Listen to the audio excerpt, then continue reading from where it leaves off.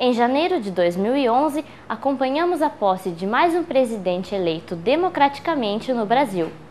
No entanto, há menos de 40 anos atrás isso não era possível, porque governos marcados pela ditadura militar eram a realidade na maioria dos países latino-americanos.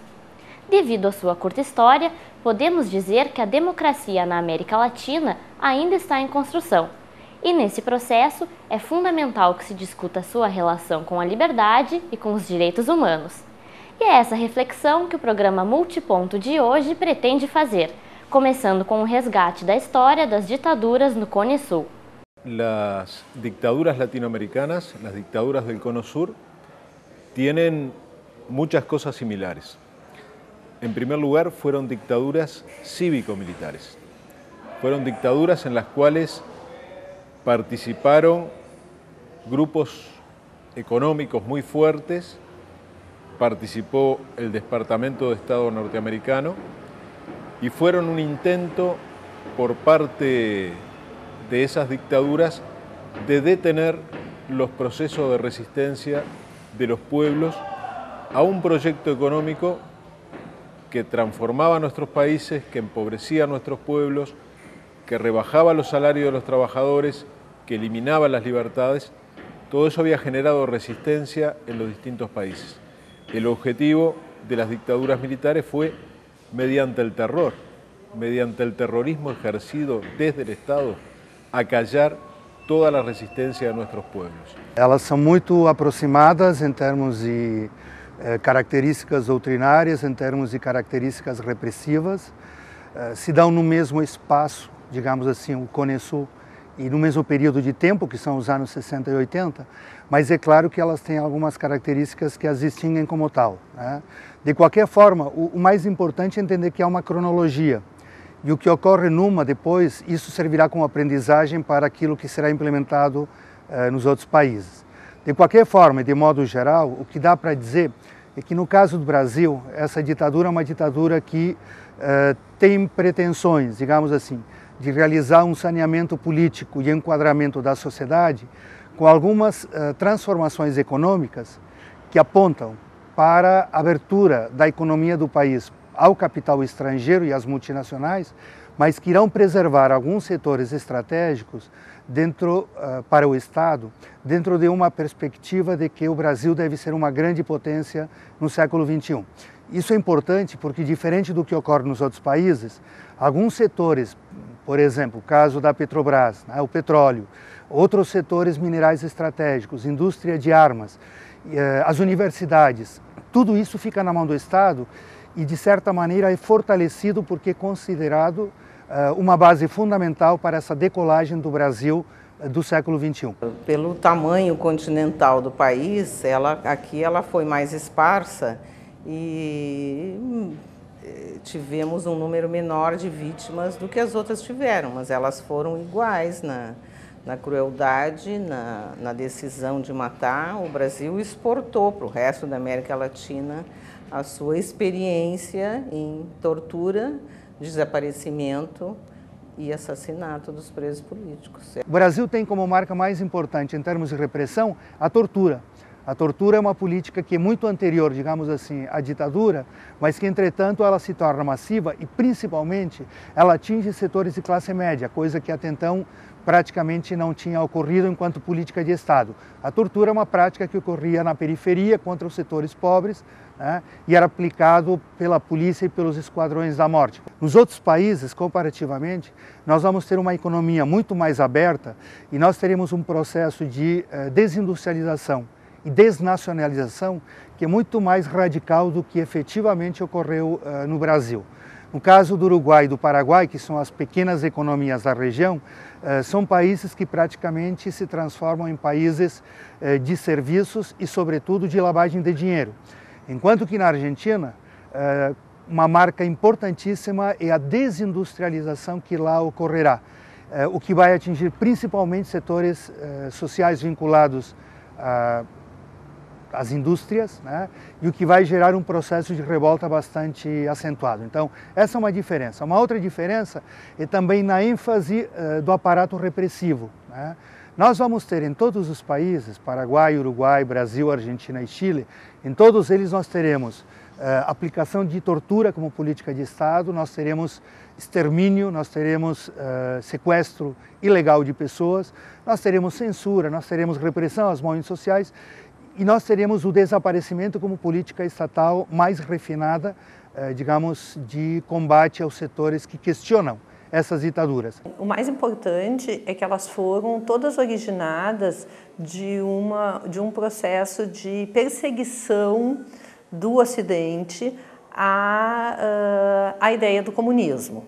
Quer dizer, depois da Segunda Guerra, o mundo se bipolarizou entre duas potências, os Estados Unidos de um lado, do lado capitalista, e a União Soviética do lado socialista, e tanto a União Soviética quanto os Estados Unidos pretendiam ter, principalmente no Terceiro Mundo, áreas de influência, áreas em que o sistema fosse ou capitalista ou socialista para reforçar, vamos dizer assim, a sua condição de potência.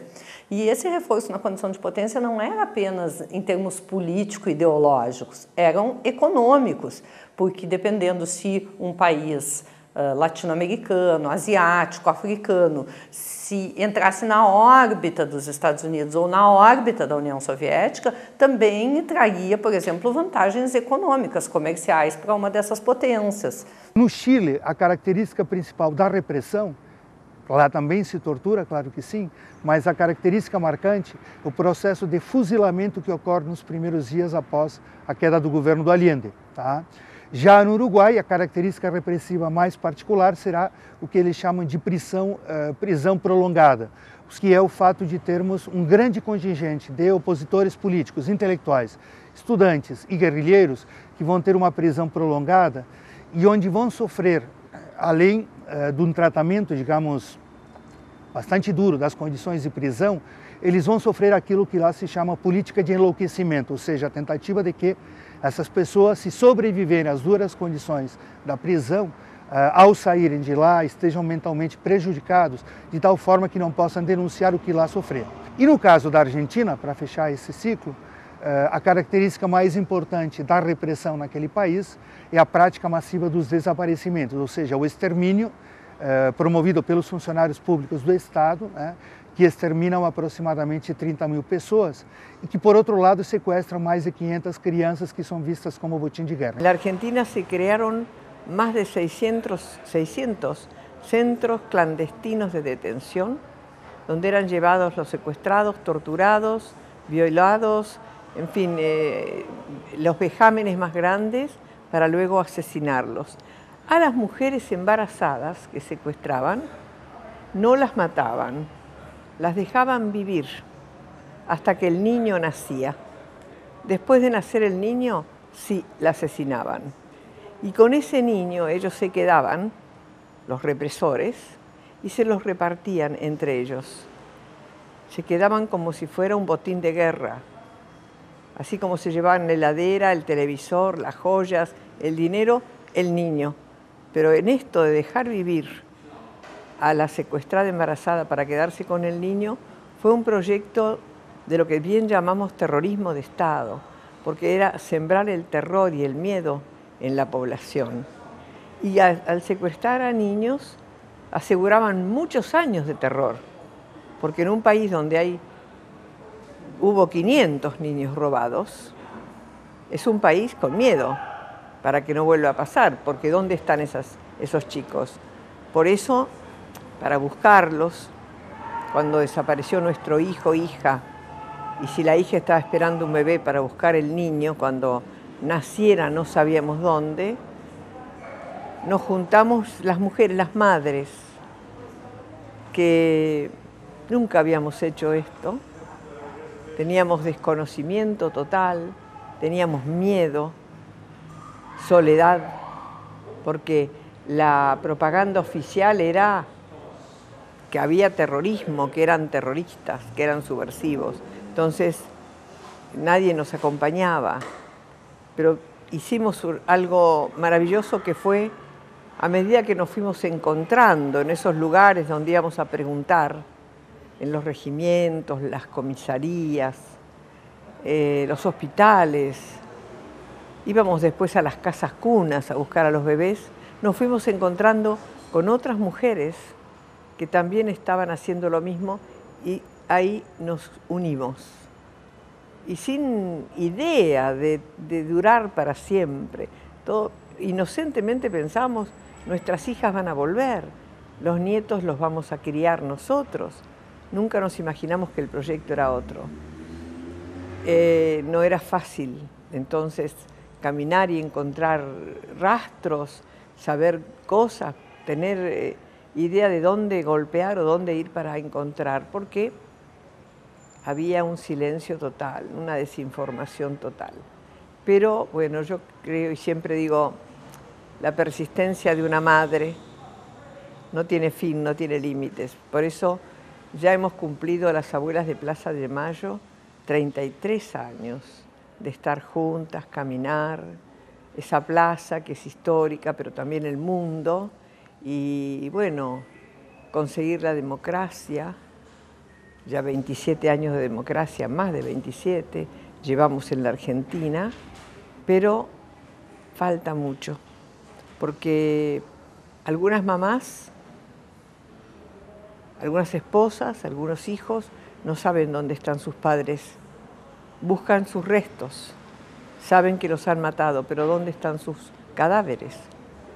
Las abuelas de los 500 nietos hemos encontrado ya 102, que los vemos, nos visitan, trabajan con nosotros, o sea, son chicos que recuperaron sus derechos, su libertad,